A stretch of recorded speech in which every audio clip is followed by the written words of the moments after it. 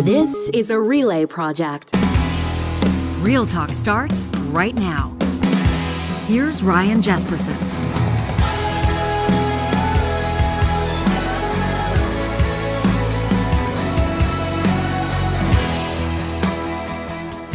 I want to welcome you to a special episode of Real Talk. This is all about our beloved Jasper, Alberta. This is a story that people are watching around the world as this beloved mountain town, a town with history for many, many centuries, for millennia. If you look back to the significance of Indigenous people that have traveled through this area, if you look at the implications over the past 100 years or so of industry, of the railroad, of tourism, how Jasper draws millions of visitors every single year from every corner of the globe because of its natural resources, its natural beauty, its people. Jasper, as you know, has sustained horrific losses. It's estimated that approximately a third of the town was leveled by a wildfire that quickly chased some of the bravest and most skilled firefighters in the world away. A fire that is now continuing to take its toll. And in this episode, we're going to talk to people that have been displaced. We'll talk to somebody in just a moment who's lost her home, a Jasper town councillor. We're going to talk to an extreme weather journalist. We're going to talk to the fire chief who was in Slave Lake when that town burned in 2011. We're going to talk to the CEO of Tourism Jasper, and we're going to talk to Alberta's Premier Danielle Smith. All of that coming up in an episode that is presented by the team at HRO Training. If you're in charge of safety culture at a high reliability organization, at an HRO, I want to put a webinar on your radar. It's coming up August 2nd at 11 o'clock Mountain Time. That's 1 p.m. Eastern. Ensuring safety excellence, overcoming contractor management challenges. You know, more than 2.75 million workers die every year from occupational injuries or work-related diseases, and that needs to change. Chris Labasi, your CEO of We Know Training, and Rob Stewart, an applied behavioral scientist, will be hosting this webinar, and you're invited to participate. The promo code Ryan20 will knock 20% off during checkout at hro.training. You can check out hro.training/webinars to learn more. Wendy Hall was one of the many Jasper residents forced to evacuate as fire overtook that beautiful mountain town. She also happens to be a Jasper town councillor, and she joins us as we kick off this episode of the show. Wendy, thank you for making time for us. Where are we finding you right now? So we are in Valemount, so about an hour and 20 minutes west of Jasper. I am in someone's cabin. I don't know who they are. They've offered up their home to us. Valemounters have been very wonderful and warm to all of us evacuees here. What's Valemount? About an hour away from Jasper, I think? About an hour away, yep. Okay. What have the last 48 hours been like for you, councillor? Oh, I think the words I've been using and I use over and over again are overwhelming and surreal and devastation. It's been a blur. I don't even know what day it is, what time it is. You are one of those that obviously evacuated, and my understanding is that you've already received word regarding the status of your own home. Your home was one of those that was lost in the fire? Yes, it was. Did you know from the beginning what you were looking at the minute that I'll be candid and let our audience know that you and I had been corresponding in the hours leading up to the fire?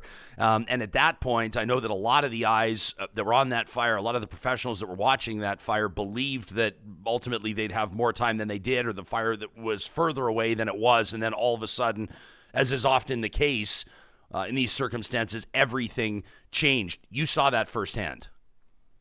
Yeah, and there's a lot of people from Jasper in Valemount, and we have also a lot of connections in Jasper, and there was a lot of people from Jasper still behind working the fire, fighting the fire administration. So we were getting a lot of information from the ground and not from sources. And then, to me, it was real information because it was coming from people that were there. To be honest, none of us expected that this would actually hit town. We all believed our town would be saved. And it came so fast and so hard on Wednesday night that, the the first responders, the firefighters, were fleeing, and the ones that stayed behind were hunkering down in buildings as the fire raged through the west end of Jasper. So, I was getting word about 2 o'clock, 3 o'clock that, from firefighters there, that it's over. There's not much they can do. I think they knew it was coming. Wednesday was tough. Wednesday was a very tough day. And I think yesterday felt harder as you wake up and you start to see images from people's phones. And, I had a feeling, and I kind of knew that our place was gone, but you want to hold out hope. And I was sent a map early in the morning yesterday, kind of an unofficial map that had some, red lines around the community where homes were gone, and my area was there. And again, until you actually see it. And then I was sent a video last night of someone just driving down the street and looking at my street, and my whole area was leveled. And that was a gut punch. That was very hard to take. But the hope, the good thing is, I want to say maybe 30 to 40% of the town has been lost, but all of the critical infrastructure, hospital, schools, water treatment plant, our library, the train station is still there, the info center, there is still a town. We will have a town to go back to. We can rebuild on that. We went to bed Wednesday night, a lot of us in Valemount, expecting to wake up to the town completely gone. And I commend those who were there that saved those pieces that will help us rebuild. It comes in waves. I'm actually surprised I'm not sobbing right now.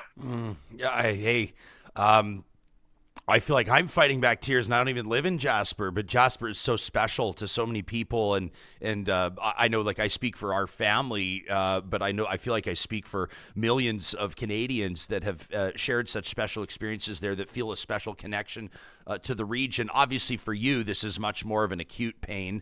I don't blame you for not knowing what day or what time it is, if you consider what you're dealing with, what you're managing.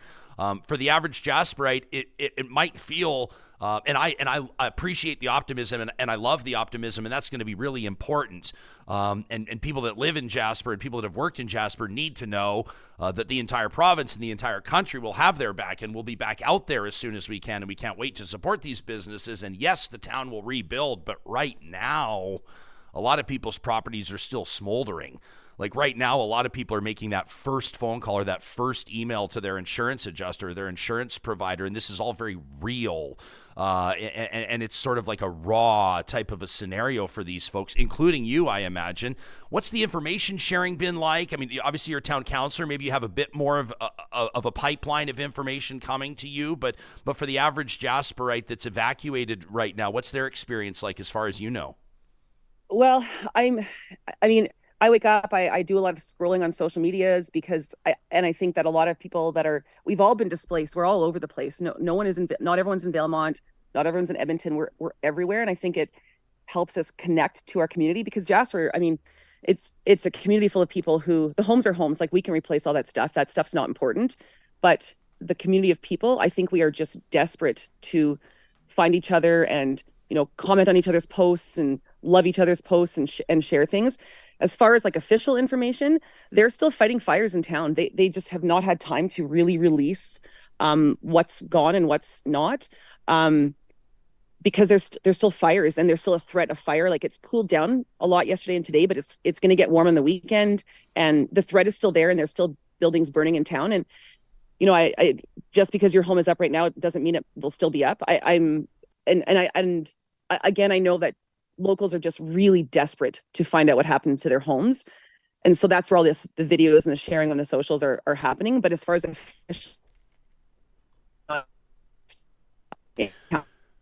Councillor, I think we might be losing our signal with you, which you warned us about. You said that you were in a spot with spotty reception in a cottage near Valemount, BC. Listen, you and I will continue this correspondence. Obviously, we appreciate you being in touch with the show. People sort of laugh and shrug off and say thoughts and prayers, but actual thoughts and actual prayers to you, to your family, and to everybody that's been displaced, that's been evacuated and affected by this wildfire. We appreciate you, and we thank you for coming on the show today. Yeah, thank you, Ryan. Thanks so much. You got it. That's Jasper Town Councillor Wendy Hall, currently evacuated in Valemount, and she really touches on something. She's talking about the firefighters that are still there, that are fighting fires. There have been firefighters that have been out there that have traveled to Jasper from many different communities, from many different municipalities. And we're hearing from some of them. Some of the men and women that are on these fire trucks, some of the men and women that are on the firefight are real talkers.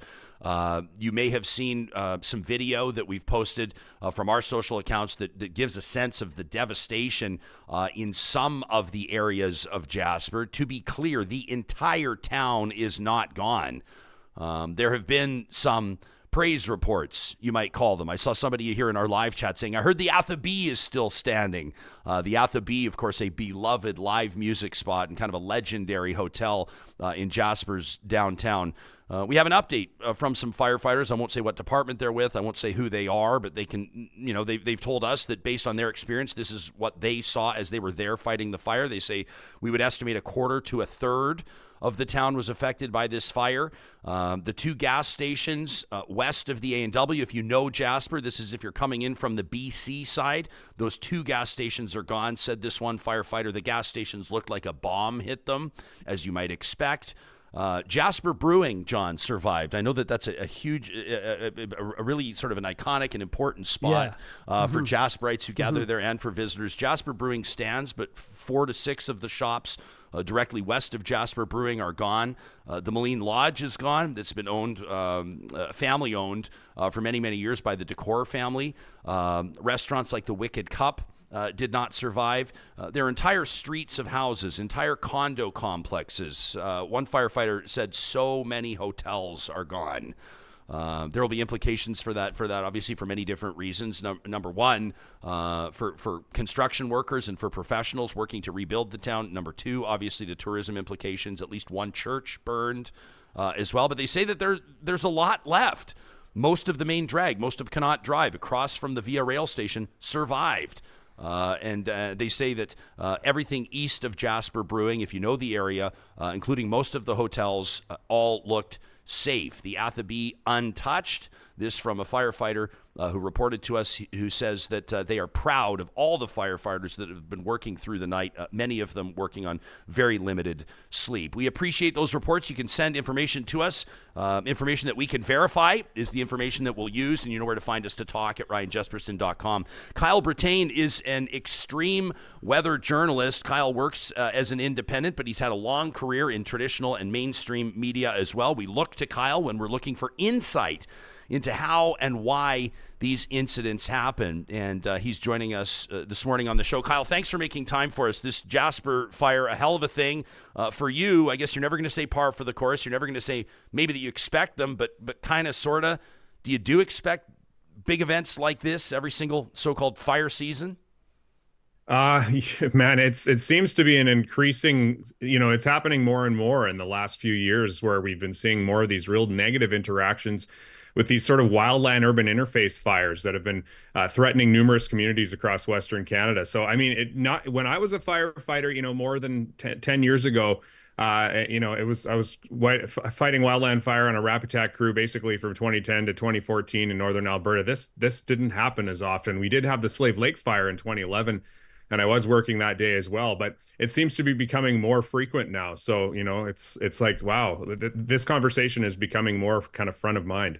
I didn't know that you had actually worked the Slave Lake fire. We're going to be talking to Fire Chief Jamie Coutts pretty much right after we talk to you. Do you see similarities in a fire like that, in a fire like the Fort McMurray fire in Lytton, BC, in the Jasper fire? Are the things that these fires have in common that allow them to move and grow and spread so fast? Yes, definitely. I mean, to clarify, I wasn't actually working on the Slave Lake fire that day. Every single wildland firefighter that had been hired was working on some fire, because on the Slave Lake fire day, it was back in May, I think May 15th, 2011. If I might be wrong, it might be May 16th, but there were a rash of wildfires across the province that day. So it was just really hectic trying to get to all these new starts and, putting yourself, there's a whole bunch of different high priority fires, and you're bumping around trying to get to, the fires as they're happening. And then the Slave Lake fire happened. So to answer your question, yes, I mean, the one thing that's been similar and really driving all of these destructive fires that we've been seeing impacting communities in Western Canada over the recent years is the wind. Wind is really what drives these fires. And, also we had, in many cases, this sort of ongoing drought conditions ahead of this situation. So, you'll have these pre-dried fuels, and then they're basically just awaiting the arrival of fire, which can come very quickly when you have hot, dry, windy weather. And the wind, like I say, that's been really driving these fires into these communities. It makes them really unstoppable, especially from the perspective of a wildland firefighter. We can action these fires in terms of like direct attack and indirect attack, but direct attack methods are really ineffective when you have what we've been hearing is like 300-400 foot flame lengths. You can't get anywhere near that kind of fire on the ground. Even aerial suppression tactics like flying overhead, trying to drop water on these fires, they simply are ineffective when the fire is that intense. And that's when it's just really a helpless feeling to really know that nature's just going to do her thing, and we have to stand back and watch. Kyle, I heard someone mention this, but they didn't. They're a civilian, and maybe you'll have more insight into this, or maybe this is outside your wheelhouse as well. I don't know.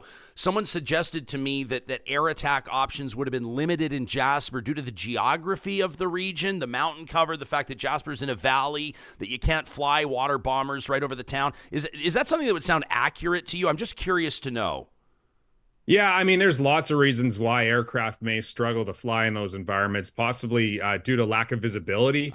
You can't fly, when a bomber's coming along to drop, water or retardant on a fire, you can't be flying into a slope for obvious reasons. So, complex mountainous terrain makes things a lot more complicated for flying bombers. And of course, like I say, lack of visibility is a common reason you can't fly bombers over top of fires. I want to encourage people to follow you on Twitter. You've been just an absolute wealth of information, and not just on this. We want to recognize our fellow Canadians in Golden, BC, are staring down a wildfire right now, and those aren't the only two communities, Golden and Jasper, that are experiencing this right now. But you post about weather trends, and I wanted to ask you about this. You show some satellite imaging.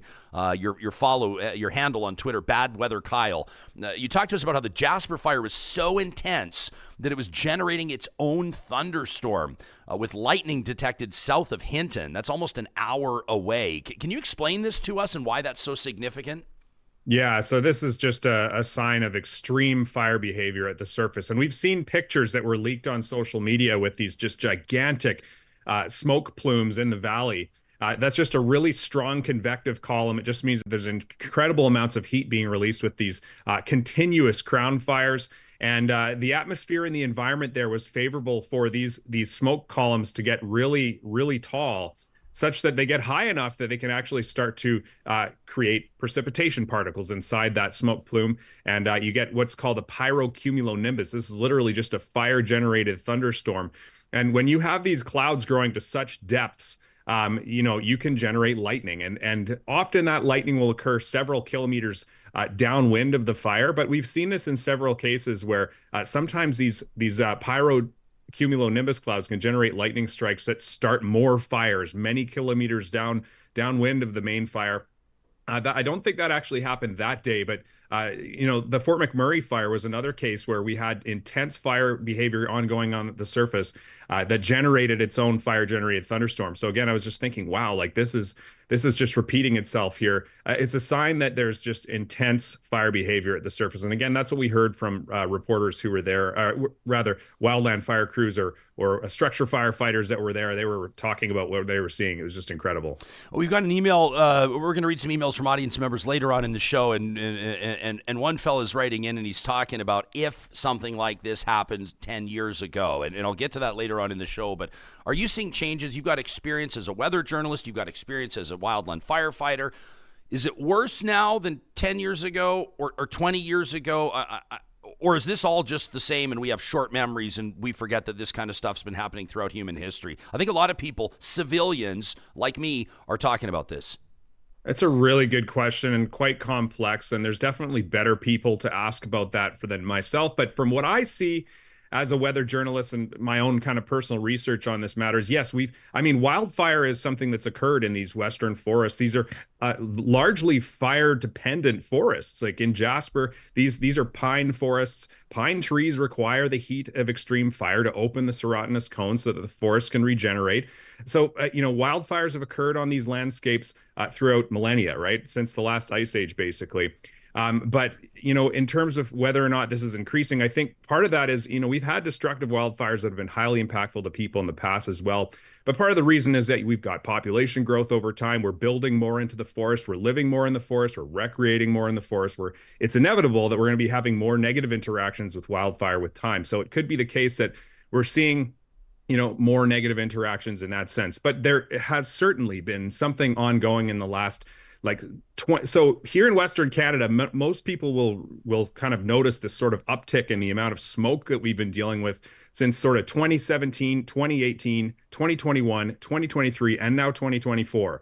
These have been highly anomalously, intense years for fire in Western Canada. For instance, British Columbia over the last 8 years or so has seen more area burned just in these last 8 years than the previous 65 combined. Jeez. So there does seem to be some sort of background signal there that is leading to these increased fires as well. And, it's fire weather that drives these significant fire behavior events.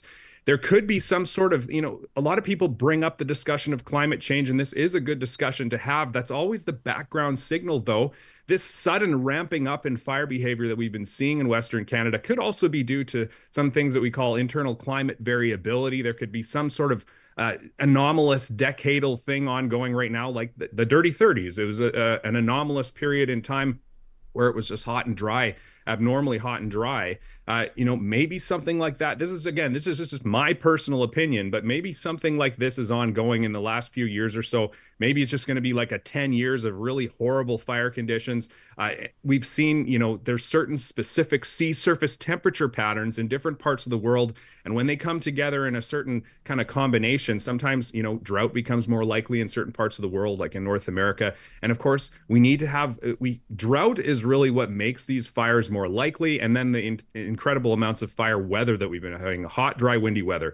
If you have drought and you have hot, dry, windy weather, all you need is an ignition and you're going to have wildfire. And we've been having a lot of that in the last 8 years or so. So I think, it's a combination of factors. It's not something that you can just point your finger at and say, that's the cause, that's the cause.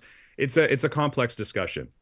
Kyle Brittain is a severe weather journalist. You can follow him on socials and make sure you check out his website, badweatherkyle.com. We sure appreciate your reporting and your analysis on this. Thanks for making time for us, Kyle. Thanks. You bet. Coming up in just a moment, we're going to talk to Jamie Coutts.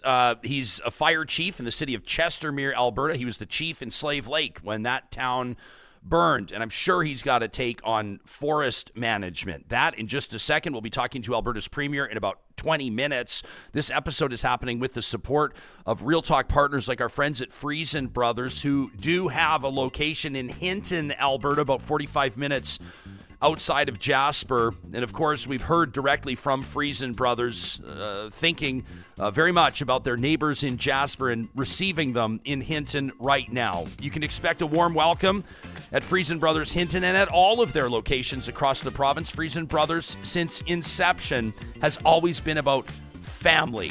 It's Alberta owned, it's Alberta grown. Don't forget, coming up on the 1st of August, 15% off grocery purchases of $75 or more. That's at Friesen Brothers. You can learn more. Check out their Family Essentials flyer online at friesen.com.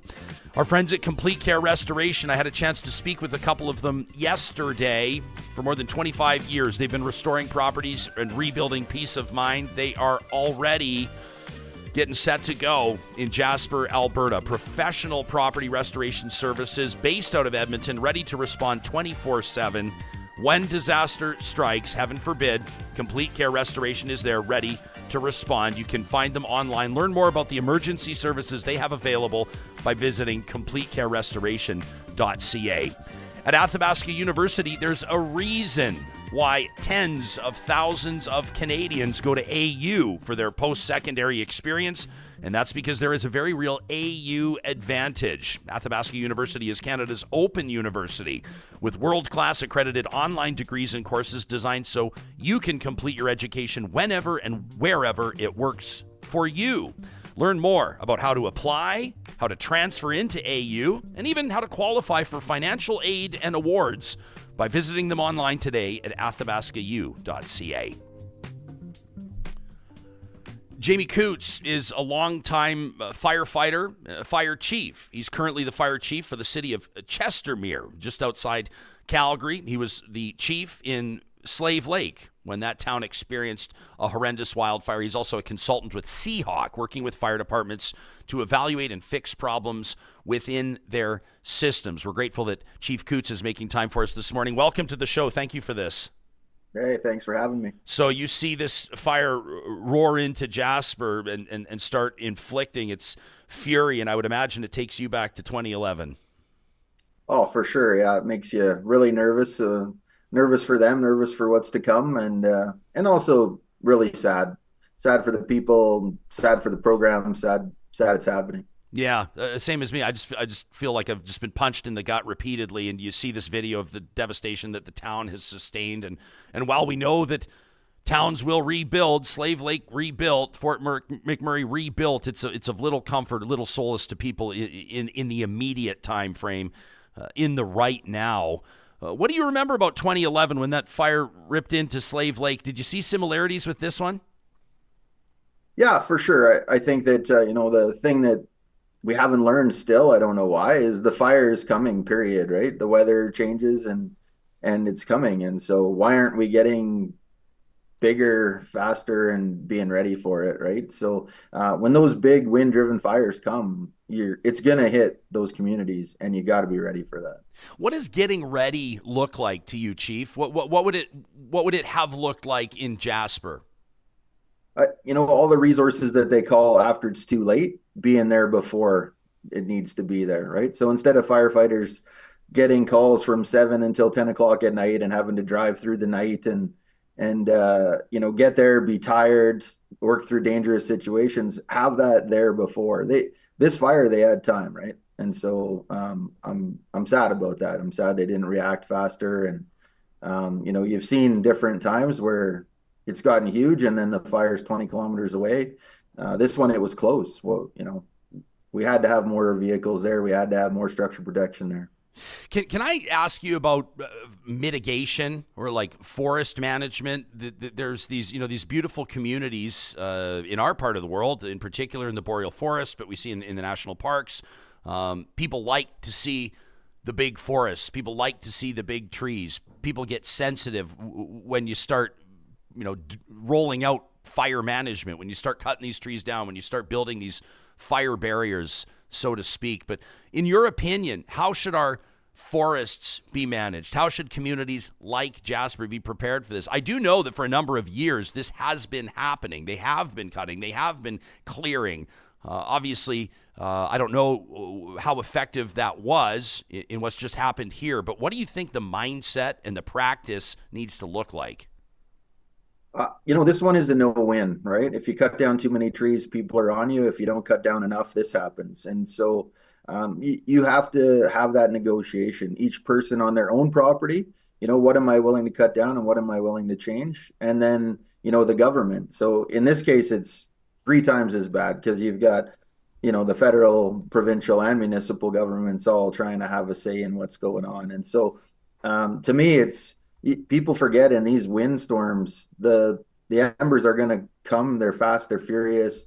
Pine cones on fire, embers on fire, and they're going to come, 1, 2, 3 kilometers ahead of the fire. So, just a fire break is not enough. Just thinning the trees is not enough. We're spending, let's just say they spent 2 million. Let's say they spent 10 million. What's it going to be now? How many billion? So, we're not putting enough money into it. Yeah, I want to ask you about that, and we'll be talking to the Premier in about 15 minutes, but, I'm seeing a lot of criticism online aimed at the provincial government. I'm seeing some criticism online aimed at the federal government. This is a national park. There's no doubt about it, and there's ample reporting that people can easily search online that Alberta governments over the past 10 years or so, and it's not limited to the Conservatives, Alberta governments have made significant cuts to Alberta's wildfire budgets, ostensibly to Alberta's ability to fight wildfires. Is this something that you stick your nose into? Are you paying attention to the politics of it? Do you have an informed opinion on what we're spending or not spending on wildfire preparedness? Yeah, I watch this, right? And it's the same old thing. I love this saying, right? Success has 1,000 fathers and failure is an orphan. And so, right now everybody's pointing the fingers, but Yes, there needs to be more money put into Fire Smart. Yes, there needs to be adequate funding for fighting the fires, longevity of it. But we also have to worry about experience, right? So things that people don't talk about is how much experience has walked away, retirements, or just went to other provinces for work from Alberta. And so, when the program is getting cut and the things are starting to fall apart, yes, we lose those resources like planes and helicopter contracts, and we don't get new trucks. But what about all of those experienced people? Because when the fire comes, I'm telling you, what matters is experience. You can't be just out of school, 24 years old, up in the helicopter, running operations, telling everyone what to do when this kind of fire comes. You need experience in what's going to happen. The structure protection program in Alberta, it's a 10-year absolute failed project built on ego and turf. So there's these things that get built by governments, and they're saying, oh yeah, well, we're being told that we're doing really well, but you got to look into it. You got to know what's actually happening. Chief, when we look at, like, you talk about this experience, right? And you talk about the value of that experience. And I think that even the average person that's never fought a fire can understand why that would be of value, why that would be important. But can you give us a sense of how that experience comes into play? Is it like reading fire behavior, or is it understanding, what you can save and what you can't? And you know what I mean? I would imagine that there's a lot of very difficult decisions being made. I want to be clear, this is hearsay. I haven't confirmed this from Jasper's mayor himself, but my understanding is that it may be common practice in big fires like this to bring in bulldozers. You can teach us about this, I'm sure, to bring in bulldozers and to create fire barriers, right? By bulldozing entire rows of houses to try to create these fire barriers. My understanding is that Jasper's mayor, Richard Ireland, was among those who had his home bulldozed in Jasper to create a fire barrier. I've not confirmed that, but I've heard it from a relatively reliable source. These are the types of judgment calls that people are making. These are high stakes judgment calls. Is that what you're talking about? Is that how the experience plays out? 100%. Yeah, I can remember standing on 10th Avenue and 12th Street in Slave Lake, 35 houses on fire around me, and not knowing what to do with that, right? Not knowing how I'm supposed to react next. So that was the first time, right? In Fort McMurray, we were better prepared for that. We did use bulldozers. We did use other tactics that are supposed to be done.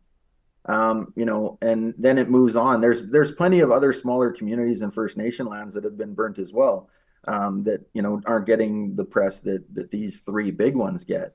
But you have to know, one, you have to be confident that you understand to be in the right place so that you're not going to die and your crews aren't going to die.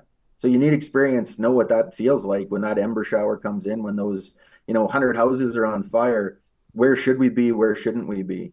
Right. And so, forestry will pull out, and that's fine because they're not prepared for it and trained for it. But the structure people are going to stay. And so you need to know, where are the safe zones? Where are you going to go? What infrastructure do we have to save? We can't bring in 20 engines that can only run on a hydrant and hook to the hydrant system and expect the water to keep flowing. So are we getting the right trucks there? Are we getting the right people there? Are we getting the right trained people there? And you have to 100% go through that to get that experience. And then the more often you go through it, the more comfortable you get, and the more you can have a concrete plan that tells people, hey, we're going to be safe if we stay here as long as we do this and this and this. It's not the type of thing that people think about, though, is it? Like right now, when a town's been leveled, then all of a sudden everybody says we need to have the proper capabilities. We need to have more staff. We need to build another fire hall. We need to have better trucks. We need to have more capabilities. But when stuff's not on fire, when it's in the middle of winter, when that's the last thing that people are thinking about, I don't know whether it's balancing the books for the politicians, the finance ministers, whatever it is, municipalities, experiencing real financial strains, whatever the case is. It doesn't seem to be an expense that's at the top of the list, an investment that's at the top of the list, until we're having a conversation like this, and then everybody goes, where the hell was all the equipment that we needed? Yeah, in Alberta, the sad thing is that the municipalities have been using their tax funds and their tax rolls to fund this equipment. They've been bringing in new types of trucks and paying for the training and paying for structure protection trailers and equipment. And what's the government been doing, right? And so it's one of those things where, you could call it offloading or however you want to put it, but a structure protection trailer costs $230,000. Municipalities are buying them by the dozens in different places all across Alberta. But then they're still not getting called, or they're still not allowed to be part of the program or things like this, right? And so it's having these discussions to make sure we're buying the right apparatus, that we're doing the right training, that we're making sure that the right things are in place for this. And yes, we have this discussion every single time, but how many times do we have to have this before we just actually start to get some programs, right? I'm famous for saying ego, turf, time, and money. Well, these types of things are just bathed in those four problems. Jamie Coutts is the chief of the fire department in Chestermere, Alberta. He was the chief in 2011 of Slave Lake and a consultant to fire departments across the country. Thank you for your real talk. Thanks for making time for us. We appreciate it, Chief. Thank you, Ryan. You got it. We're going to go to Tyler Riopel in just a second. He's the CEO of Tourism Jasper. He's obviously not in town. We'll talk to Alberta's Premier in just under 10 minutes. She's on her way to Hinton, Alberta, as we speak. She'll be joining us from the road. I want to be reading some of these emails throughout this episode, and we'll be reading these for days and weeks to come as you are pouring out your hearts to us. To talk at ryanjespersen.com. Russ wrote in. He says, Jesper, I know you feel this too. Russ says, I'm absolutely gutted. We've lost hallowed ground, sacred space, a global treasure, not to mention the homes and livelihoods for so many people. Russ says, I don't know how to comprehend it. Born and raised in Edmonton, he says, this was my Jasper, and I have my Jasper memories, too. He says, you talk about it all the time on Real Talk. Jasper was the first place I went camping as an infant. Russ says, it was the last place I camped with my dad before we lost him unexpectedly. I proposed to my wife in Jasper National Park. I have core memories. I've given my kids core memories in this special place. Russ says, my lifelong passion for photography was born here. Countless camping trips in the summer with friends, skiing through the winter, a pack of cold beers, cold ice creams after a hike, a hot dog over the fire, the stillness of Pyramid Lake at dusk, and the majesty of the park's wildlife, the kitschiness of the general store, the beer sticky floors at the Athabee. I know so many feel this way, says Russ, and yet somehow this feels deeply personal. It feels like an intimate loss. Russ says we need to use this as an opportunity to have a serious conversation about climate change, to talk about a national fire strategy with as much forest as we have in Canada. This is an issue of national defense and urgency that requires funding, equipment, people, and leadership. Let's see something good come from an utter tragedy. I'm heartbroken. That from Russ, who emails into talk at ryanjespersen.com. Tyler Riopel is the CEO of Tourism Jasper. Obviously, this show, a very special relationship with Tourism Jasper and the team there. Tyler, you and your team have been on our minds and on our hearts. Where do we find you? Obviously evacuated from Jasper. Where are you today?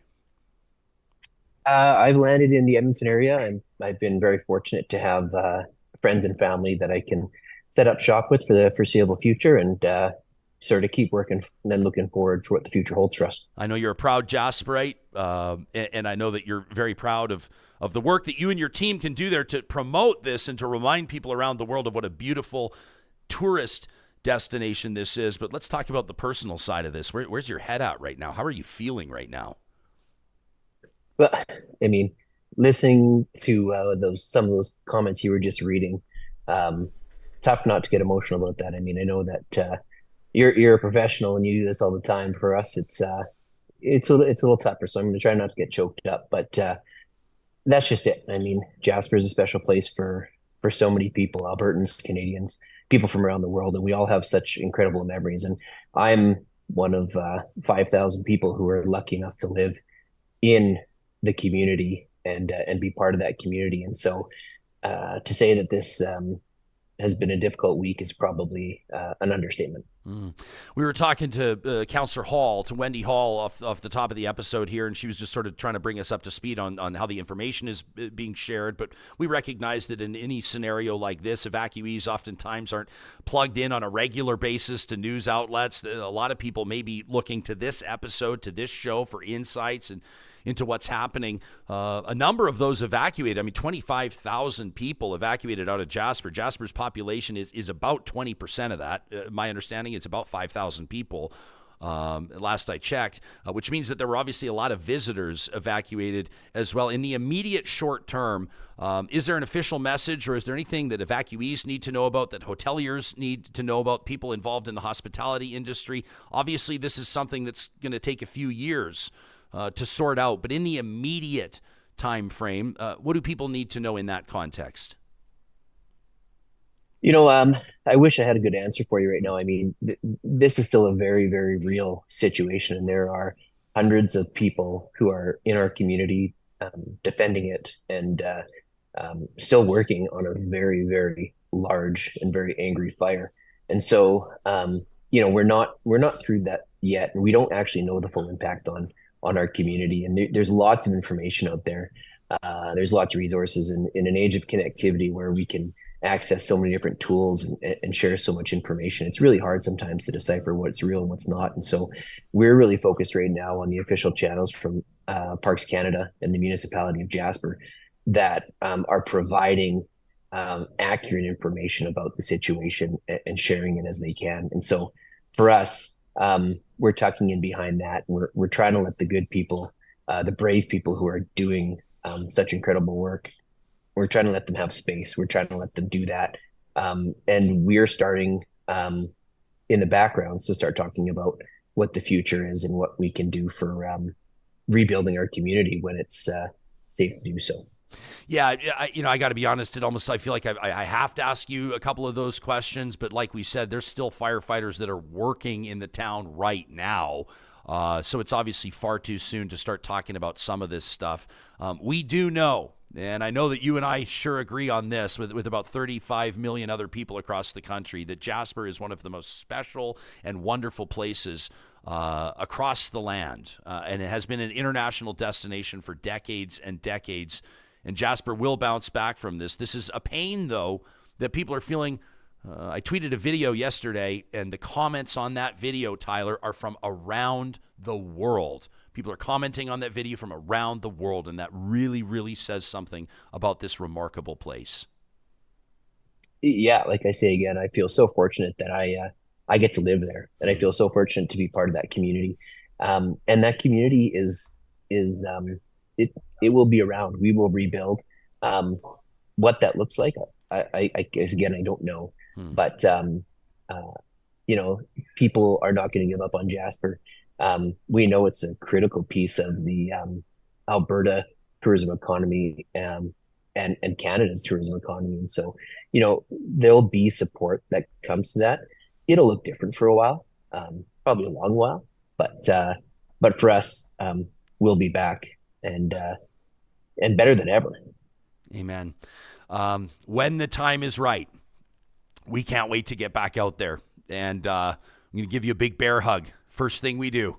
Thanks for making yourself available on what I know is a very difficult time, a very demanding time, Tyler. We appreciate it, the work that you and your team are doing. I'll let people know they can check out jasper.travel for more information. In particular, the Tourism Jasper Instagram account is doing a wonderful job providing updates for evacuees as well as wildfire updates as they become available. Tyler Riopel is the CEO of Tourism Jasper. Thanks again, Tyler.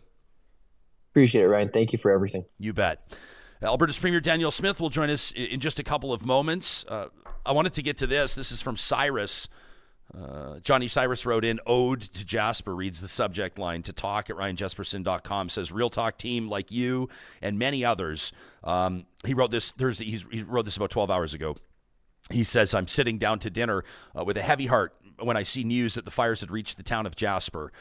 Jasper's always been a special place for me," says Cyrus. "I pretty much owe my existence to the Canadian Rockies. My dad loved to watch movies featuring the Rocky Mountains when he was growing up. He was inspired to visit Canada, in particular Jasper and Banff, and then decided to come here for school. He immigrated. He started his family here. During my childhood, my dad's love for Jasper continued, and we would always visit as a family and with friends, but it was when I became an adult that I was able to fall in love with the best place on earth. I was able to experience Jasper the way I wanted. In my early adult days, I'd either get up early and catch a chartered bus with a bunch of rowdies to stay at Moline Lodge and go skiing at Marmot or fly down the Yellowhead Highway in the summer while supporting the taxpayers of Edson and Hinton with my valiant attempts to get to Jasper in 3 hours and 30 minutes from Edmonton. He's referencing the particularly aggressive photo radar efforts in those two towns. Oh, I'm with you, Cyrus. He says, I was fortunate to have several friends who share my love of Jasper who would regularly split the cost of my favorite places to stay, either the Jasper Park Lodge. This is now Ryan speaking, by the way, an encouraging update from our friends at the Fairmont Jasper Park Lodge. If you haven't yet heard, while the fire did reach the property, it did inflict some damage, including on the golf course, but the main lodge and many of their heritage cabins did survive. Cyrus says also the Takara Lodge. My family was there just last summer, Cyrus. He says, when in town, we would sit outside the Bear's Paw Bakery. Oh, yeah. With coffee and white chocolate scones, watching those Via Rail trains unload passengers, the faces of people seeing Jasper for the very first time. We'd take advantage of other small businesses you couldn't help but walk into and look for touristy items, something shiny at Jasper Rock and Jade, or maybe dinner at Evil Dave's, or maybe drinks at Jasper Brewing. We'd end the night at the, Athabee, which usually provided an interesting story to discuss when we got home. And sometimes when life demanded it, you could skip all that and just cook a good steak on the barbecue at the cabin or at Whistler's campground, just waiting to watch the sky. My love for Jasper wasn't just in town. It was really longing for all those wonderful lakes and trails in the area, the Valley of the Five Lakes, Wabasso Lake, Pyramid Trails, Pyramid Island, to really challenge myself, the Sulphur Skyline Trail, the amazing Miette Hot Springs at the bottom of the trailhead, waiting to take away any aches and pains from the day. I've been fortunate enough to see many of the other locals as well, the wildlife that would always give me pause, those crazy mountain goats, deer, bears, a moose, standing at Pyramid Lake while I was canoeing with my dad, or the biggest wolf I've ever seen walking alongside my car in the improvement area. I've been fortunate to help make Jasper special for others as well, says Cyrus. I proposed to my wife in the middle of Jasper Lake on a beautiful warm August day when we had our kids. It was always where we took our first vacation with them, helping create those childhood memories and keeping the family tradition alive. Cyrus says this is just my experience, just one Albertan among the millions that have developed their own special connection with our national park. He said this is going to be really difficult over the next number of days with the daylight of the rising sun as we see the fate of our special place. My heart goes out to the 5,000 residents of Jasper, the seasonal workers who help make that Jasper experience so special. Please know, says Cyrus, Albertans and Canadians are here to support you during this difficult time. My thanks to the first responders, firefighters trying their best in an impossible and dangerous situation. Nature will do what it does best. Jasper will recover in time. Whatever happens, I know that the town of Jasper will be rebuilt. And it won't be the same place. It'll be different than before. But my hope is that someday soon I'll walk those trails again, smelling the pine from the needles under my feet and getting to know and discover Jasper one more time. Hoping for the best, preparing for the worst. That from Cyrus. That's an incredible email. I appreciate that. And it's okay that you're making me cry in the middle of the show. Alberta's Premier, in somewhat of a remarkable display, getting emotional. She's going to join us live in 2 minutes, but first I want to bring you this from her availability, her media availability. This was less than 24 hours ago, discussing the status of the fire, but Premier Smith gets personal. Here it is. Going to get to that video. For many generations, the town of Jasper and the park surrounding it have been a source of pride. With some of the most beautiful scenery in the entire in the world. Our grandparents visited to experience the majesty of this place with its mountains and lakes and meadows.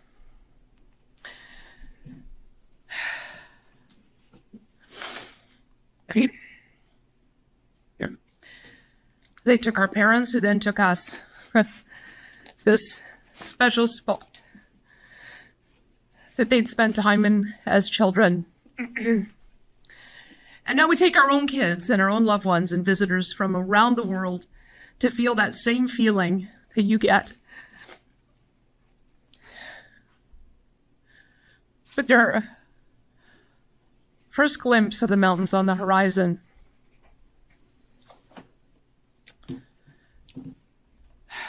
a feeling that even though you've just left home, you're coming home.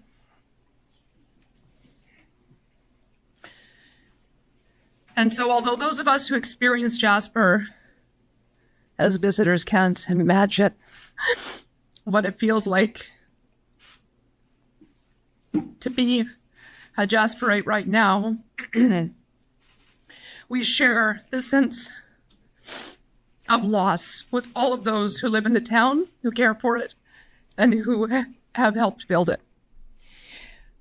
Jasper, we will continue to stand by you, and as everyone works to get their feet back under them, and as we look forward to recovery. Alberta's Premier joining us live en route to Hinton. Premier Danielle Smith, I've known you for 15 years, and I've never seen you like that. You got me in the feels there, Ryan. I saw that earlier email, I think really just expressed what so many people have experienced and feel. And we're heading up there right now just so I can get a look on the ground to see exactly what the nature of the damage is, because I think everybody is shocked and horrified by some of the images that we've seen. I saw the video that you posted, for instance, on X yesterday, and that really, I think, got people very, very emotional about what is occurring there, because we all have those great memories. And so I want to be able to see what it's going to take for the recovery, because that's where I think we all want to be looking at, is how quickly can we get Jasper residents back and get those businesses up and get the tourism going again and start on the track to recovery.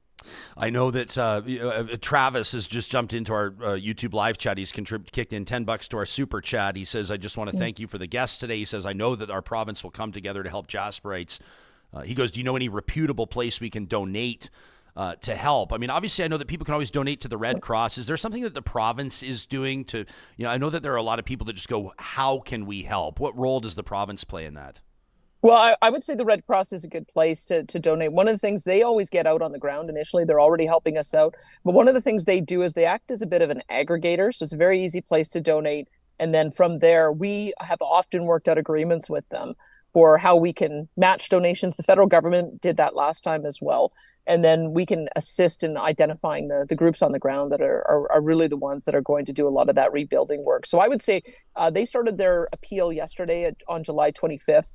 We're just going through a process through a cabinet, through Treasury Board, and working with the federal government to see if we might be able to do something similar to what we did last year. And I'll also note, and I've got a great note here in follow-up from the CEO of Tourism Jasper, Tyler Riopel, who says the best way that people can help our community is by coming back, by staying in our hotels, by eating at our restaurants, enjoying the activities when it's safe to do so. And obviously that's something I know that a lot of people will be prioritizing.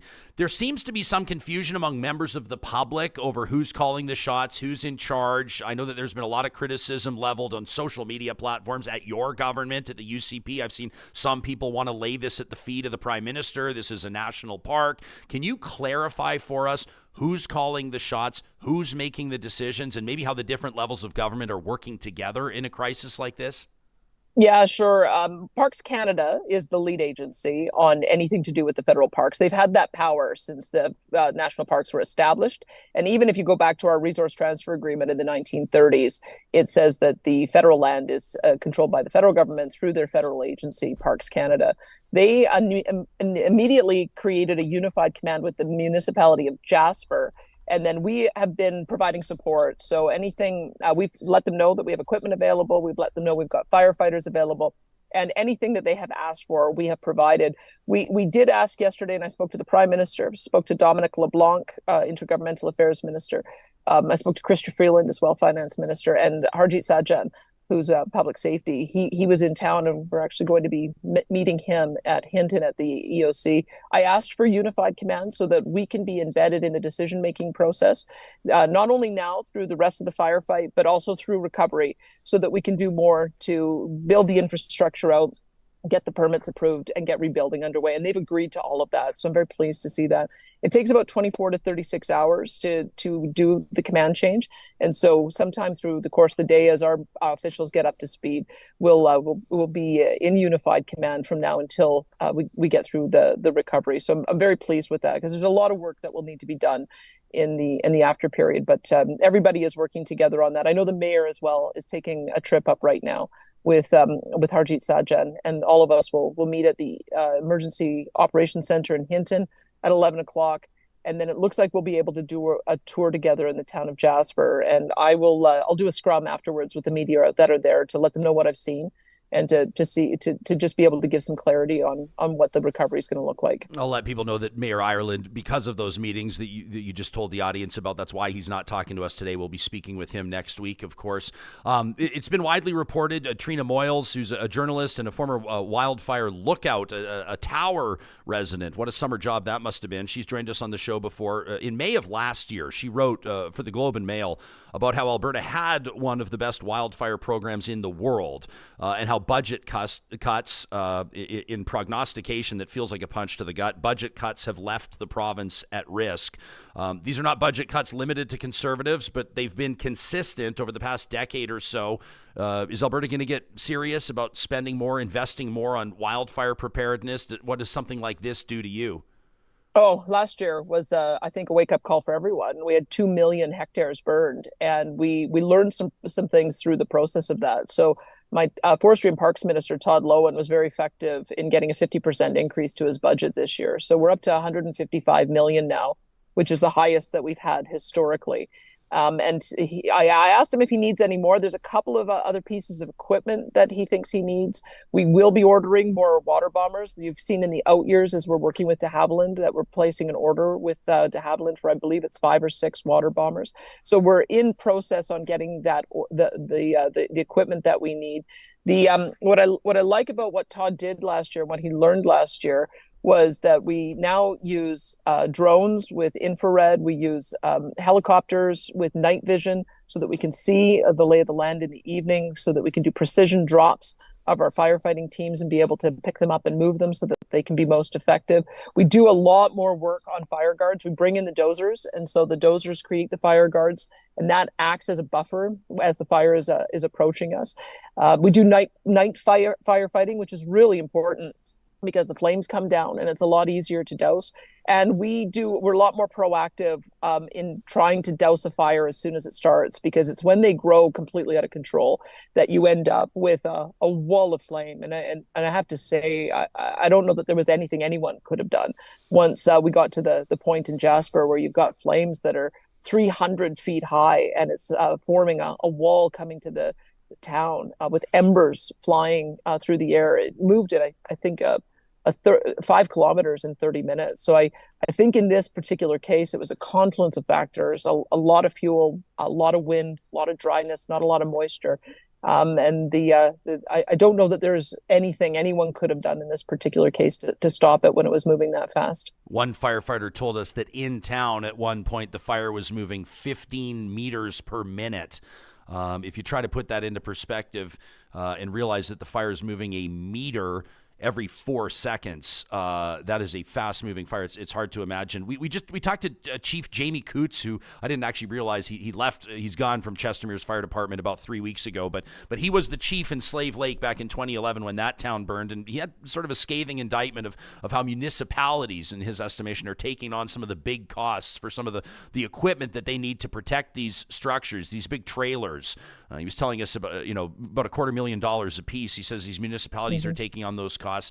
Would the provincial government, or will the provincial government, take a look at the funding relationship with municipalities, specifically on fire readiness as a result of this? I think there's probably a lot of municipalities that are seeing what's happening in Jasper right now going, that could be us at any time. And I think we have to have the conversation for sure. I mean, one of the things I should also mention is that we increased our contingency to $2 billion. It was $1 billion a couple of years ago. It was $1.5 billion last year. We increased it to $2 billion this year because we don't want anyone thinking that there's any expense that will be spared in order to meet the immediate needs. So that's what we wanted to make sure, is that the dollars were there. When you look at what happened yesterday, when it shifts from being a wildland fire approach to a structural firefight, we, I believe, got resources from 32 different communities and sent in their trucks and their equipment in order to be able to help. And they managed to save a number of structures. I'm looking forward to seeing some of that effort on the ground when I get to Jasper. We will have to have the conversation with them. I don't think that we've actually had an ask from any of the municipalities about firefighting equipment in particular. And so we have a pretty good relationship with the fire chiefs. We just hired Joseph Talney from the Edmonton. He was formerly with the Edmonton, formerly Edmonton's fire chief, and so he's giving good advice to Mike Ellis in his department as an ADM. So that'll be a future conversation. But I think because we now have so much integration between our firefighting teams, I can see that everyone pulls together. It's remarkable to see, and everyone needs to be able to have the equipment on the ground, because this literally could happen anywhere, whether it's a wildfire on grass fire down south or whether it's forest fire pretty well everywhere else in the province. Final question for you, Premier. We appreciate your time. It's Danielle Smith joining us live on the road to Hinton, Alberta. This rebuild, and it feels a little tacky or maybe a little early to be talking about it, but there will be another interesting dynamic in that it's happening inside a national park, which means there will be an entirely different set of rules. There will be many different considerations. These property owners that have lost their homes, their businesses, they don't actually own the land. I mean, there's a whole bunch of different dynamics at play. How does that impact the job that that your cabinet ministers, that your government will do in this? How does that change the dynamic? It's somewhat of a unique circumstance, very different than Slave Lake or Fort McMurray, as an example. Well, and this is what why we wanted to be involved in the recovery, is that we don't want the parks to use this as an opportunity to shrink the footprint of Jasper. And I know that there have been some voices that would certainly call for that, and we don't want to see that. We want to make sure that the town site gets rebuilt as it's been established, and so that will be our voice at the table.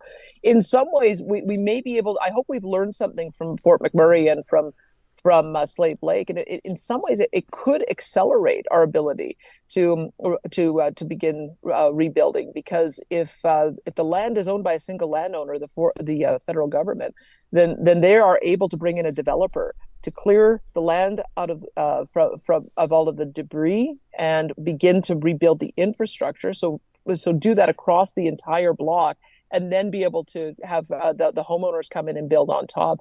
That's, I think, one of the things that impairs the quick recovery when you're in a traditional fee simple environment, is that each landowner has to deal independently with each of their insurance companies, and then trying to coordinate between multiple insurance companies can be a lot more complicated. In some ways, we should look at that as a way that we might be able to fast track if we can work together on the development permits, getting the land cleared, and then working with the insurance companies so that they can start rebuilding at once. I think we should use this opportunity to realize just how important Jasper is. I mean, as your listeners are describing, to every one of us, every Albertan who's been there, but also as a showcase to the world of how amazing this beautiful province is. We need to really make sure that we're getting it back so that that tourism economy can continue to thrive as it has in the past.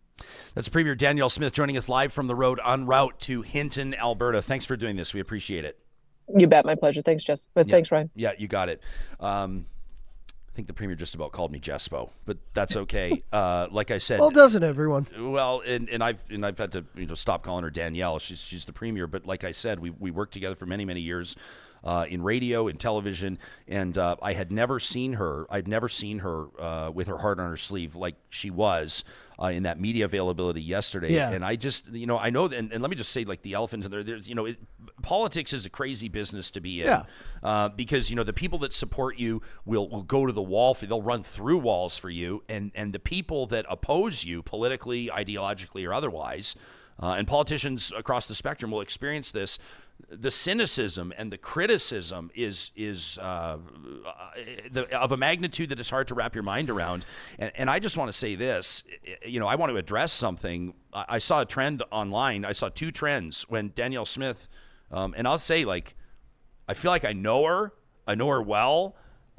She's not the type of politician to be a performer. She's not the type of politician to bite the inside of her lip, to make her cry, to cry in front of the cameras, and I see people talking about crocodile tears, and I see people talking about, somebody give her an Oscar for this. And I just have to say, like, regardless of your politics, or regardless if you feel about how, Danielle Smith, and I know some members of this audience are big fans of hers and some members of this audience aren't. That's a real testament, as a matter of fact, to this show. That we have an audience that spans the political spectrum, but she's also a human being. She's a person that grew up in this province, that has a connection to places in the province. And when I saw the video of her speaking yesterday at the podium, it moved me. And that is somebody in so many ways I can imagine if I'm at a podium. I guess I kind of am today. And we've put up some photos of our family times in Jasper. And John, sure. I'm like almost even nervous to talk about them because I know where it's going to take me. Exactly. We have so many incredible family memories there. And I know the emails we're getting from people. I mean, we read emails from Russ and from Cyrus today. And I know that there's going to be many more that are coming. I have a lot more here. I have a whole stack here. I could read one for Corrine's, but I think Corrine, we're going to save yours for Positive Reflections coming up next week. Presented by Kubi Energy, but people are feeling this deeply. And I just, we've talked about this on the show about how the tendency to just pretend politicians are robots and how divided everyone is these days. Fine, you want to call Danielle to the carpet on her policies, on her cuts to firefighting, etc. Fine, but like you said, she's a human being. She's allowed to be sad about a place she went to as a child and has memories of. You're allowed to grieve, and for people to say it's performative, I agree. This is a woman who's stone-faced 99% of the time. So if you think this is an act, no matter how you feel about Danielle, and I'm someone who disagrees with a lot of what she says, she's allowed to be upset. And this is like what she's going to do now, what Mayor Ireland is doing, who's a remarkable person, by the way. Richard Ireland I haven't seen like his popularity polling. I haven't seen recent polling on like the popularity of politicians in Jasper, but he is a beloved figure in Jasper, a longtime mayor. And obviously, as is the case with many politicians in small towns, a community member that is just like an integral part of that community's fabric. The job that he has, the job the Premier has, I would imagine the Prime Minister will be out at some point. Obviously, there's federal cabinet ministers that are out right now. Town councillors like Wendy Hall, who joined us, part of their job is going to be talking to people and interacting with people that have lost everything. The little things. I was texting with Wendy yesterday to try to coordinate this interview, and she says, what I'm so mad about? She says, I'm so mad. They didn't think that the fire was going to hit their house. She goes, I'm so mad. She had a stack of ski passes from Marmot Basin. People collect different things, ticket stubs from concerts, whatever. She's so upset she didn't grab her ski passes, her stack of passes, because that takes her back. Everyone's got their own special connection to this region. And when I think about it, I mean, we think of trips we've taken there through the years, Johnny, and then I shared some photos with you. I mean, and some of the stuff really hits personal. Some of it's a little bit kind of more universal experiences. I mean, this is us at the Takara Lodge on a beautiful log bench. This is me and my two boys, Wyatt and Noah, looking out at the Athabasca River. Here we are at Spirit Island, which is a sacred space for Indigenous people that have been coming for spiritual significance, have been coming to this part of the region for millennia, for time immemorial. This is Wyatt's first skate on Lake Mildred at the Jasper Park Lodge. Look at that little guy. That's his very first skate. This is our family just a short time ago, right before we said goodbye to our beloved dog, Moses. We took him out there to stay with my parents at a Ridgeline cabin at the Jasper Park Lodge. Here we are staying at Pyramid Lake Lodge. This is Wyatt and I slapping the puck around on probably the most beautiful outdoor rink in the world on Pyramid Lake. I'm a guy who lived in BC for 7 years, and I think Alberta can go up against any one of the places in BC with the mountainous regions, the beautiful places we have here, but Jasper especially. And it's nothing against Banff. It just feels like a small town. It just, when you roll into Jasper and you go into the local store, when you go in the Athabee and have a beer, it just feels like a small town. It feels like a community. It feels like it's like Cheers. Everybody knows your name, right? Amen. And that is exactly what I was thinking of yesterday, is just how much it hurt to see this community that is so close knit. It's not, it's a ski town, but it's not like going to Whistler or something like that. It's a small town, close knit community vibe. And I'm just so sad for them. And yesterday, seeing those videos you putting up, especially the one you saw, it got put on the Weather Network. It got put on 3 million views. That up until that point, I know, and I don't want to say that we're desensitized, but we are. I mean, like West Kelowna, Hinton, Slave Lake, we're desensitized to this. But when I saw that video you put up yesterday, and that's why I'm saying this about the Premier. Let people grieve. This isn't a time to have opinions. Yeah, actually, it is a time to discuss wildfires in general. But I mean, let someone have a little time to break down. There are some things, and I'm not here to get anybody off the hook, and political accountability is important. That's a big part of what this show works to accomplish.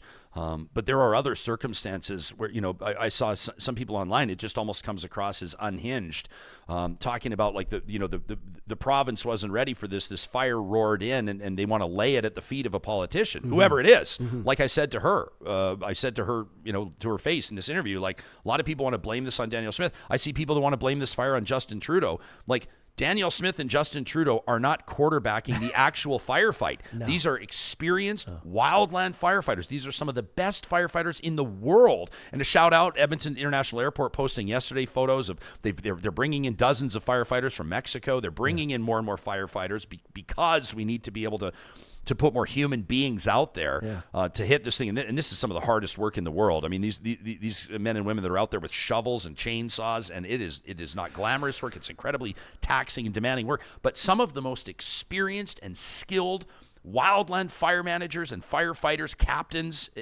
in the world were, and I don't know if I want to say caught off guard, but conditions changed so quickly, Brian, that they believed that they had 5 days before this fire reached town, and it got there in hours. Oh, yeah. I was listening to an expert last night on a radio program I won't mention.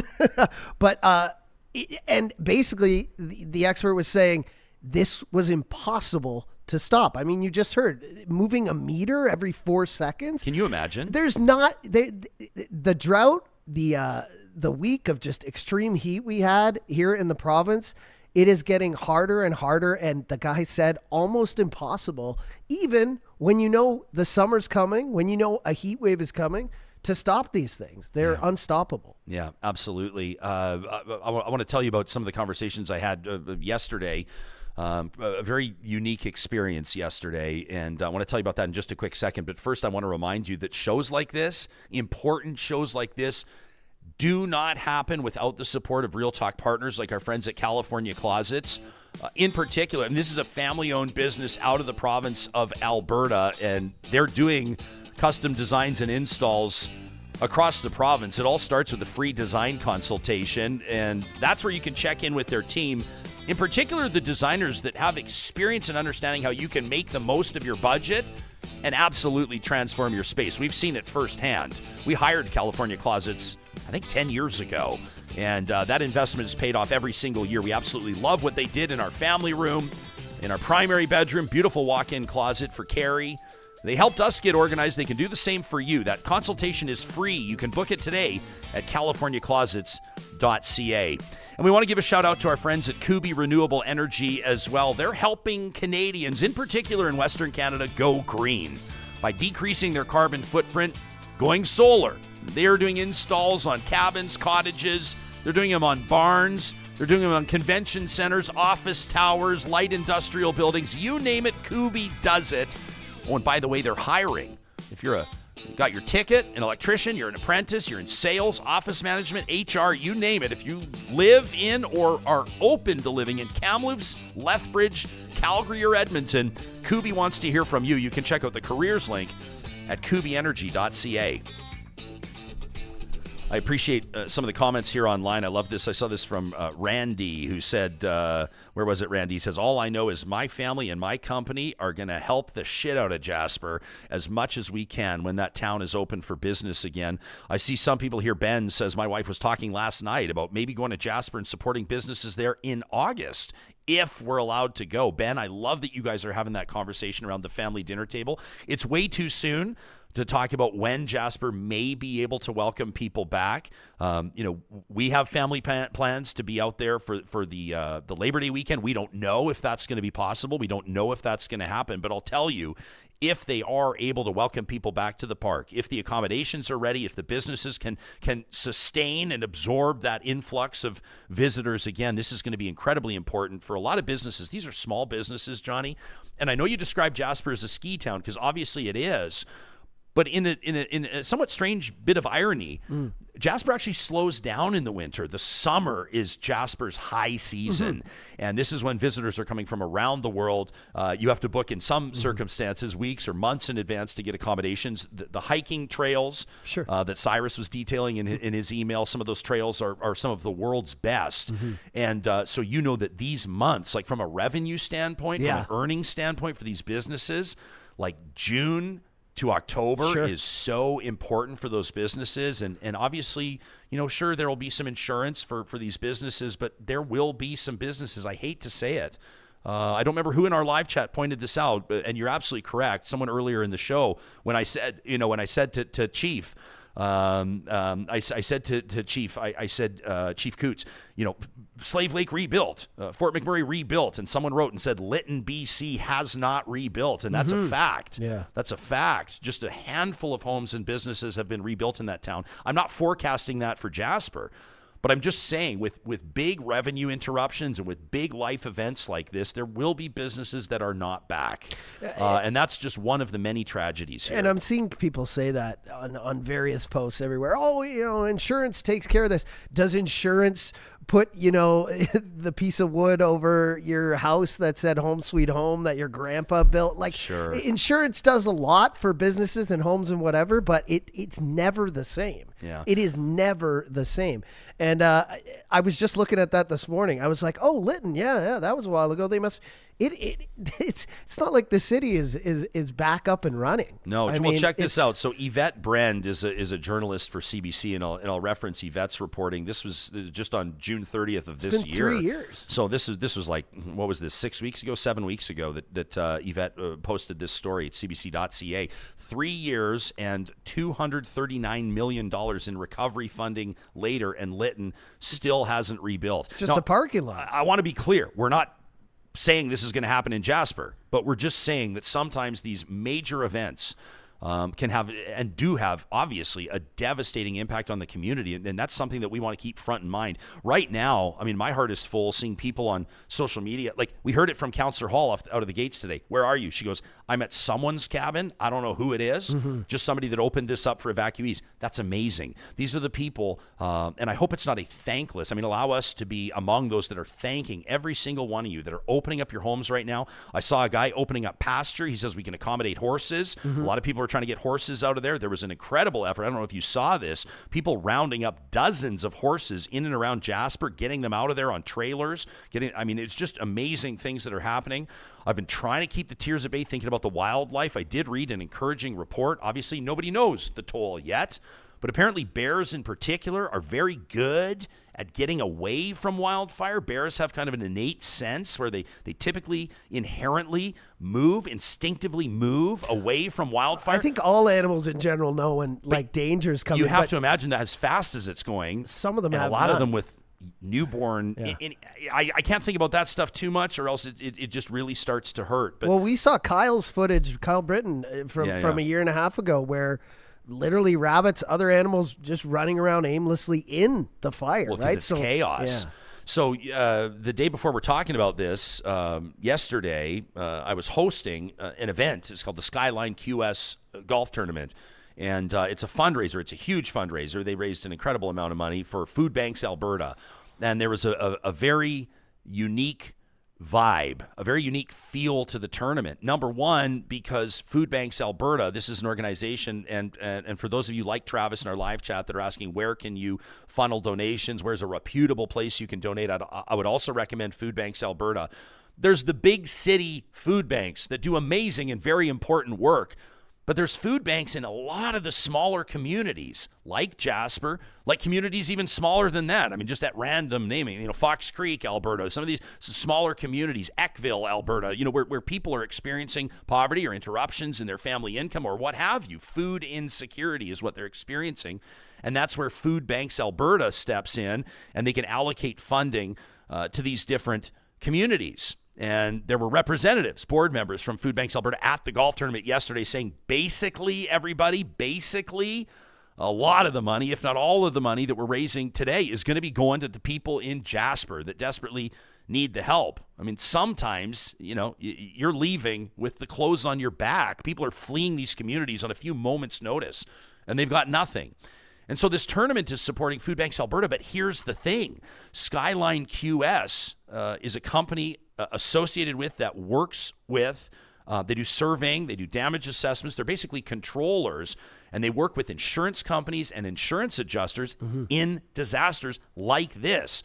Basically, the entire field, 148 golfers yesterday, is insurance adjusters, insurance professionals, lawyers, people that work in disaster restoration, roofing companies, flooring companies, siding companies, alarm companies, pest control companies, trauma cleanup companies.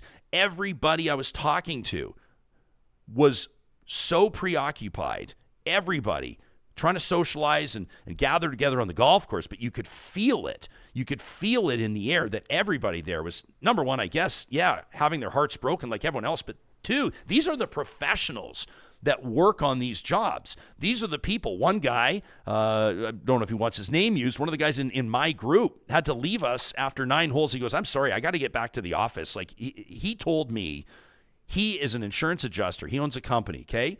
He says, just our company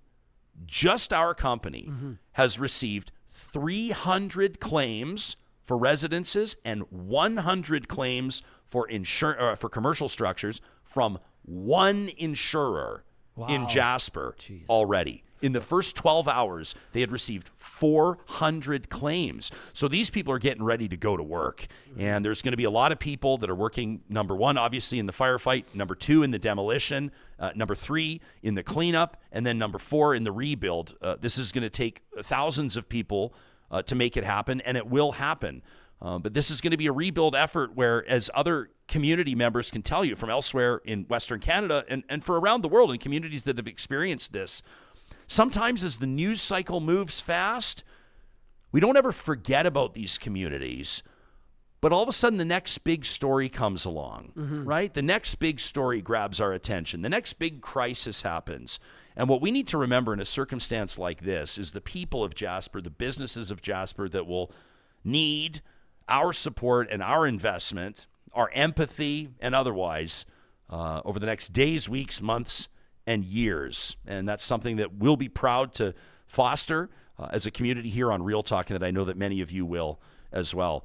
Kimberly in the live chat says, by the way, it's not a competition, Johnny, Jasper and Banff. I literally started off. I know you did. That, but you know what's so funny is you're bang on. You hit the nail on the head. I grew up, as you know, born and raised Calgarian. We went to Banff all the time. I feel like I grew up in Banff. I didn't go to Jasper for the first time until I was in my 20s, my late 20s. Yeah, me. That was the very first time I went to Jasper. And the minute I was there, I went, there's something different about this place. There's 100%. something special. It's not Banff is like the Vail, Colorado, right? Banff is like there's the buzz. Banff is, you can compare Banff to Whistler. It's in incredible. A way. I loved it. It's obviously amazing. When I first came here, but Jasper's kind of more. Jasper's like a little bit more like. Can I use the word like organic? It's a little more sleepy. It's a little more kitschy. And as I was about to, I'll say it anyway. But I kind of caught myself for a second. I was going to say they haven't knocked down all their buildings to bigger, sexier ones. Obviously, now there's a lot of buildings that are going to need to be rebuilt. And it'll be interesting to see the vibe in how they rebuild that and how that town can retain its feel. A lot of these are going to be houses. But there is just something so very special about Jasper. You're obviously a DJ as well, DJ Johnny Infamous. Have you ever spun? Have you ever hosted anything at the Athabee? I told you this before. So about 5 years ago, 6 years ago, me and a friend had a drum and DJ group. Oh yeah. Yeah. My friend Trip West, who was in broadcasting with me when I was in radio, and we went up there. I wish I could put the flyer up now. I wish you were going to bring it up, but the Athabasca, the Athabee was just the most incredible spot. We had DJ, we had a drum set, we play live guitar riffs over top of beats and the whole thing. It was one of the most incredible nights of our lives. And I say that because, that's why I was talking about Banff and Jasper and Whistler, because I'm a snowboard guy. And like you said, the summers may be Jasper's bread and butter, but I spend the majority of my time at these places in the winter, right? So, but it was just an absolutely incredible night, and just walking down the street at 2:30 in the morning and chatting with people, and then the next day going out for brunch and lunch and coffee, and it's just so many special memories up there for me, and just the drive up, and when you start to get into Jasper, and it's just a magical It's place. incredible, and that's why when I saw that video yesterday, that's when it finally hit me. That's when reality set in, when I saw these people's homes in ashes, when I saw the gas station that had exploded, when I saw it getting close to the lodge, especially people were sending me photos. I was just like, this is a lot to handle. And it just seems like every year it's happening more and more, and it's scary stuff, it's sad stuff. But again, I think you're right. I think we're in mourning here right now, but we got to remember these things, on a weekly basis, because as soon as I'm sure there'll be something next week we talk about that'll put this back a few notches in our brain, right? 100%. If you're jonesing on Jasper, if you want to see some really cool Jasper footage through the years, you can check out my Instagram. I'm just at Ryan Jespersen. And John, if you just keep it up, so like the highlights, you can do the highlights of your stories. I have a whole highlights. Look at this. This is one of my favorite videos. Have you ever seen a loon swim underwater? Yeah. Oh my gosh. I posted that video and I got a text from a buddy that just said, "How stoned are you right now?" I was just watching this loon for like an hour. I'm not even joking. There's some video of me experiencing the Jasper Planetarium. I mean, just Jasper as a dark sky preserve, absolutely amazing. And you can see my different reels and my different story highlights through the years. Some incredible stuff that if you're not that familiar with Jasper will help you understand why it is obviously so very special. Akad in the live chat says, I think looking at New Orleans after Hurricane Katrina could be a relevant example to think about in terms of the effects of a major disaster on a tourist center. Interesting comment. Tracy says, I have a question for the experts that have come out of this. Apparently, fire can create its own weather system. Kyle Brittain talked about that a little bit. Tracy, if you missed it, fascinating stuff. Says, what really was the issue with the pine beetles, and is that taken care of now?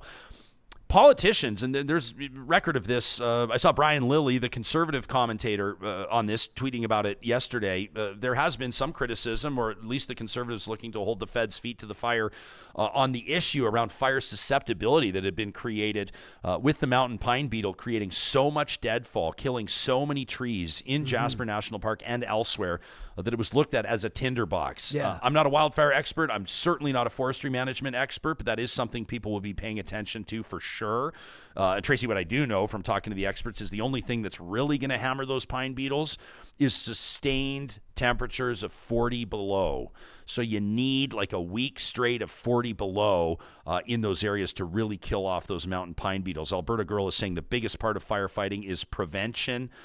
More personal stuff, and I apologize, friends. We've had so many guests on today. I've been trying to watch the live chat. I haven't really seen it much, but like Vamp Fashions just jumps in. Here's just another personal story. He says, Daniel, my brother was married in that church. The one that burned, says it was a beautiful building.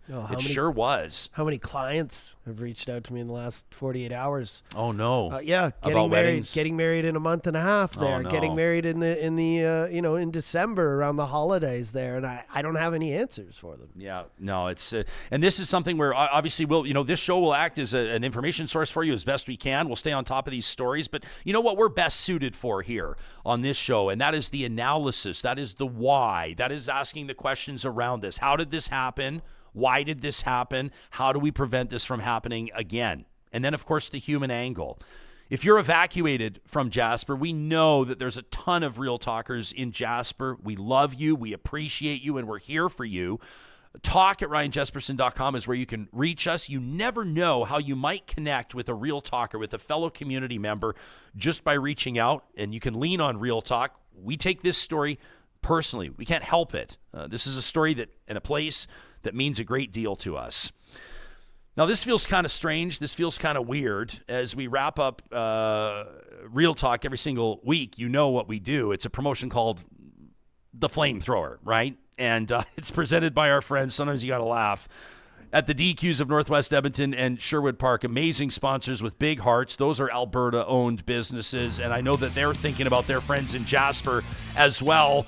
This is where you get a chance to get a hot take off your chest. These are all real emails to talk@RyanJespersen.com, and we have two Real Talkers writing in about Jasper, coming at this from two different angles.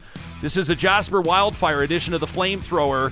Martin writes in and says, Jasper, I'm a long-time listener, and I got to chime in about this current wildfire situation in the province. Simply put, when is enough going to be enough? Why do we have to accept this as our new normal? Why are our elected leaders burying their heads into the sand when it comes to addressing wildfire mitigation and hoping that it rains as their solution? More importantly, when are we going to have a grown-up talk about how climate change is hurting our province? How many towns like Jasper have to burn to the ground before the Premier stops catering to idiots who get their news from Facebook and can't be reasoned with? Also, Ryan, you have a responsibility to push back on Danielle Smith when she's on your show if she deflects questions about climate change making wildfires worse and blaming it on arsons. Push back!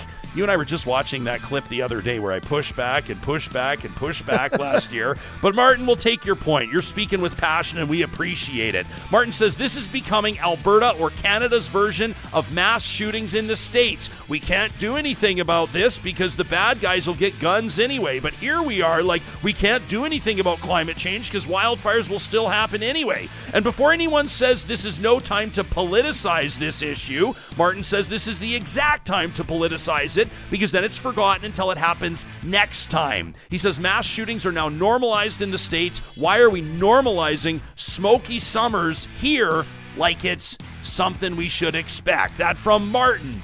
And this from Brad, who says, Jespo, I hate to admit that I let anything get under my skin, but people turning the tragic Jasper fire situation into a climate change argument is so stupid to me. I'm so fired up. Is climate change happening? Absolutely. But mark my words, says Brad, if a catastrophic plague ripped through Alberta 10 years ago and every single person here died and nobody came back, so there were like zero emissions, meaning an impossible to reach standard for emissions perfection lasting for a full decade, the fire still would have happened. Jasper would still be burning.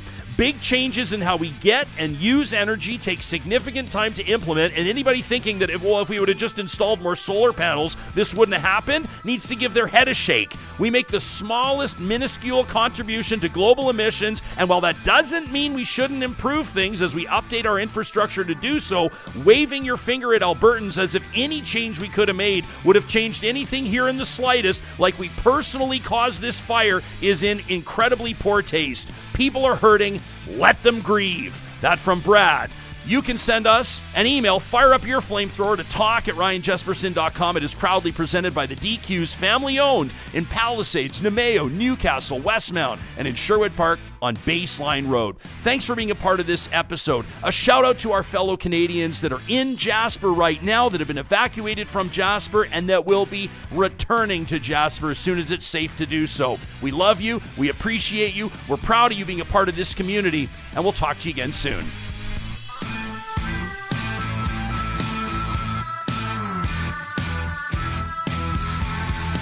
Real Talk is hosted by Ryan Jespersen, executive producer Josh Dunford, technical producer John Hicks, general manager Katie Cook-Chivers, account coordinator Lawrence Derlego, human resources Lena Shepard, website design Mike Johnston, voiceover by me, Carrie Skelton. Real Talk's editorial board is Supriya Dwivedi, Ahmed Ali, Brandy Morin, Ann Castleman, Corey Hogan, Harman Kandola, Catherine O'Neill, and Chris Henderson. Member Emerita, Julie Rohr. Real Talk is recorded in Edmonton, Alberta on Treaty 6 territory, the traditional and ancestral territory of the Cree, Dene, Blackfoot, Saulteaux, and Nakota Sioux, home to the Métis settlements and the Métis Nation of Alberta. Real Talk is a relay project. For more, check out ryanjaspersen.com.